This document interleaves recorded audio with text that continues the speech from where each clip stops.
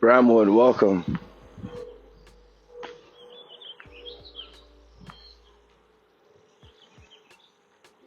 Tobaco Creek. It's pretty quiet today.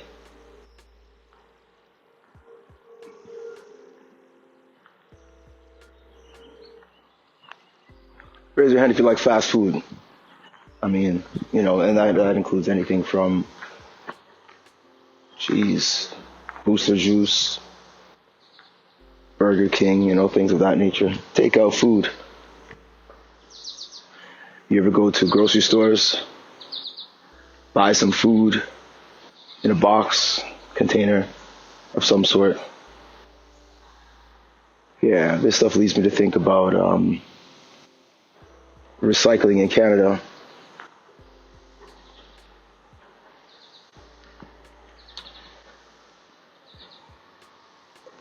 I've been noticing a lot lately on the news, Canada's recycling issues. Are we actually, really recycling?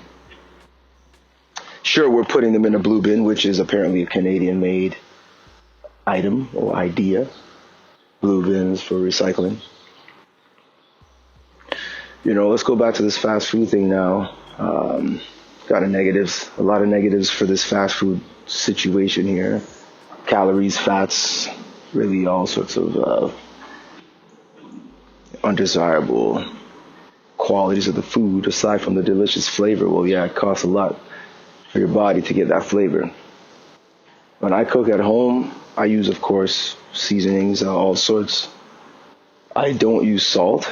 I can't say I don't, but if I use any type of sauces that do contain salt, I absolutely do not add any additional salts. But really, it's not really about the nutritional value of fast food. What I really want to discuss is prestige.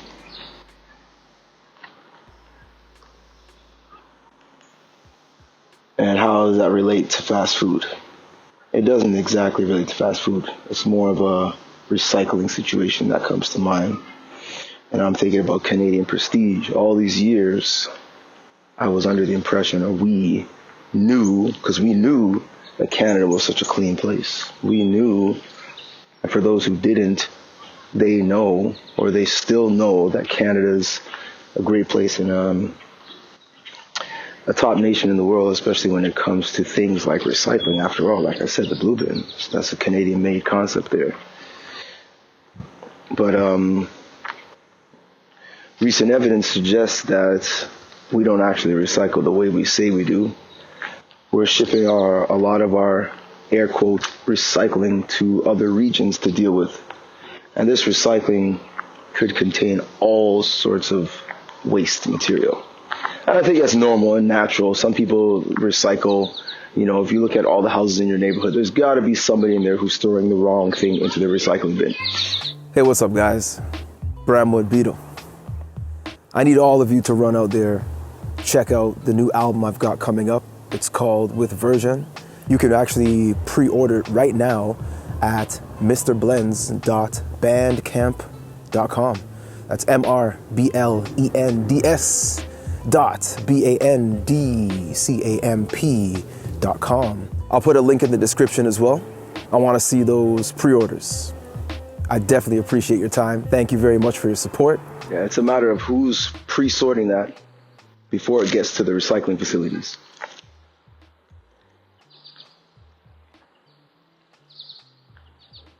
Prestige is a French word. Commanding position in people's minds.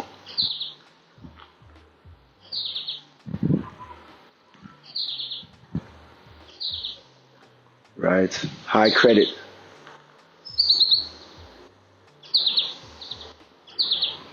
In the estimation of people. Canada is a prestigious place. We operate in prestigeful ways. All but the recycling, that is. I joke. But really though, if you look at the news, if you Google it, Canadian recycling, There are a lot of issues going on right now. So I come to understand that when it actually comes to recycling in Canada, if you've got a box from a fast food restaurant that has oil in it, that's not recyclable, as far as I know. Correct me if I'm wrong here. From my research, if there's oil in the container, it's no longer recyclable, unless you wash it out. But if it's a box that's oily, let's just say you bought some pierogies, or you bought some type of French fries and chicken nuggets, that box that you bought is not recyclable. You bought some noodles, that, in a box from a Japanese restaurant, that, or a Thai food, that box itself is not recyclable. That's what I understand. The wax covered boxes with greasy food in them, those are not recyclable. So there are a lot of things that we put in recycling bins that are actually, in fact, not recyclable. Not in Canada, that is. Hence the reason they wind up in other parts of the world. And then they end up on the front cover of news stories. Canadian recycling, however many tons of recycling sent here, been here for 6 years, now being shipped from this Asian country to that Asian country, filling up landfills and causing a lot of other issues. Now, I'm sure there's somebody out there who might say, you know what, our garbage is definitely somebody else's treasure. Look at the recycling we provide compared to some of the recycling other nations provide. I honestly, somebody out there could have that argument, I'm sure. But please don't send me your waste, though, because we don't want anybody else's waste. All right? We don't want it, so we shouldn't be doing it. Who do we speak to rectify these situations? Canada's being at the forefront of a lot of things in this world, and highly respected. People want to reposition their lives to be in Canada. Of course, America, lots of other places too. Canada is one of those places that has a reputation for being clean. We need to live up to that.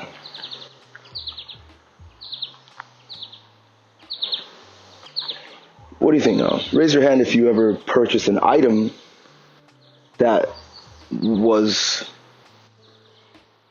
perceived as being something prestigious. So perhaps your purpose for buying it was to make yourself feel or look a little more in tune with what's in fashion and things of the sort. Don't be shy. I've probably done it too. I'm pretty sure we all do it in some way.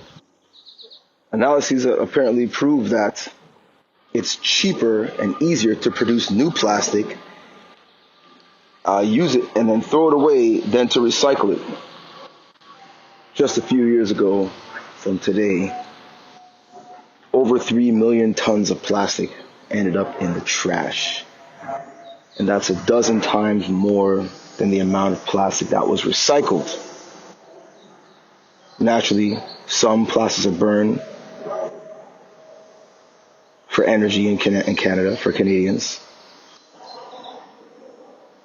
And another point is that roughly 90% of plastic that is recycled in Canada is from packaging. Naturally. Now, we're not talking about toys. Lots of toys.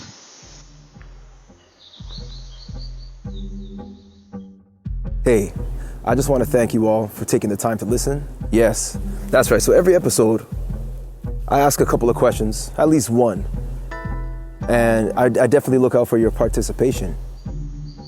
There's just more plastic production than recycling facilities can handle. So in some way we're just a losing average. There's no way to actually combat the amount of plastics being used and produced by reasonable means of recycling. Hence the reason why we ship our recycling, air quotes again, to other nations. Is this fair? It's not our fault that we're recycling incorrectly. Am I wrong? Most of us Canadians are recycling incorrectly. And naturally it's costing us millions of dollars. well, if you don't train your staff well, expect to get fines. Expect to breach certain regulations and rules.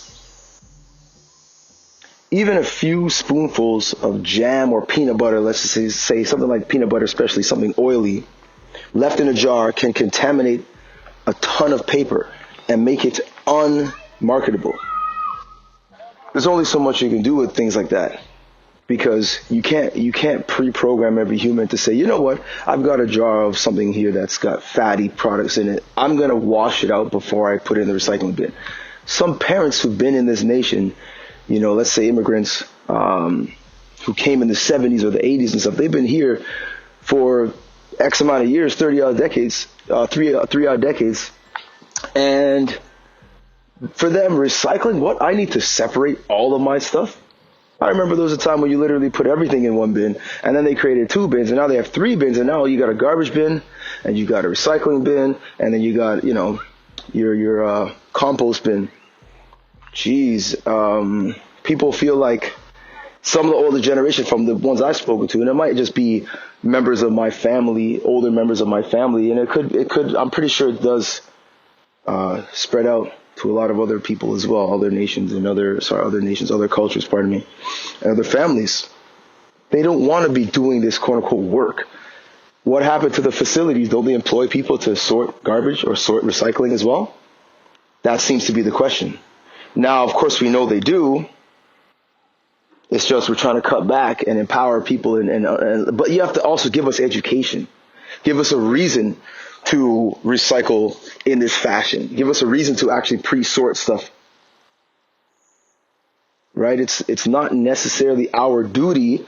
It is our duty as humans to consider all aspects of nature, even when we drink a bottle of water. Some people's minds don't work like that, though, and they need to be trained to work like that. We can't just put it out there. Hey, we got this new cool bin. Oh, guess what? Just pick them up at your local such and such a place. Yeah. And bring them home and just use them. Well, give me some reason why. Sure, it's going to negatively affect the neighborhood or the environment if you don't do this and that. Well, then your power plants and your facilities also negatively affect the environment, and you're still making them. You got to lead by example. Education is really where it's at right here. Toronto and Edmonton apparently have some of the most contaminated regions. Dirtiest recycling. Montreal is fairly low. Whitehorse, there's no city data available. St. John's, the lowest I can see here. Vancouver is fairly low. Ottawa is also fairly low. Toronto and Edmonton, what is going on? So now, when you put garbage into recycling, it actually costs double to process this waste. Years ago, if you had chocolate milk that spilled on some paper, let's say some documents or a book doused in chocolate milk, that could have been recycling years ago, but today that's just trash. That's just garbage now. But we still recycle it, because the average person doesn't know what constitutes as recycling now. Now, we're going to get a little deeper into this now. It literally does potentially boil down sometimes to the color of the material. Technology that's used at Canadian fiber plants or Canada Fibers plant can't identify black plastic. It cannot identify and sort black plastic. Most of our food is packaged. So now there's an issue with the color of the recycling. All these things Canadians need to know. I don't want to dwell on it. I don't want to bash the Canadian system yet again. These are just things that I wish to improve upon. Prestige. I don't know if this is a blemish for Canada, but to me, after traveling the world a little bit, seeing some other places and how they do it, especially in Asia, recycling and garbage waste disposal occurs multiple times a week, pardon me. Multiple times a week. There's not much storage. Then again, land space is a little smaller, a little less people have less room for waste collection and storage near their homes, so it's good to get it away. It keeps rodents away and all sorts of things like that. Absolutely understandable. I'm not suggesting that Canada needs to have garbage trucks riding around 4 days a week, or even 5 or 6 days a week, like it does happen in some other places. I don't expect that. Canada's not that type of place. We do have land to keep a large green bin or blue bin or whichever have you outside of our houses or even in the garage. If recycling is not purchased by somebody, another nation, then it eventually goes to landfills. Believe that. Hey guys, thanks a lot for checking this one out. Feel free to follow up with us, subscribe, like, download, share, all the goods. We definitely appreciate your support. If you have any interest in replying or responding to any of the comments or any of the questions, feel free to send us an email at bramwoodpodcast@gmail.com. Quite simple. We'll definitely look out for your responses, and in future episodes, we'll discuss some of the responses that we have. The goal is to create a community, so whether we're here to help each other or whether we're here to give each other advice, at the end of the day, we're here for each other. So again, feel free to send an email response to bramwoodpodcast@gmail.com. There's a lot more to come. Thank you very much. Until next time.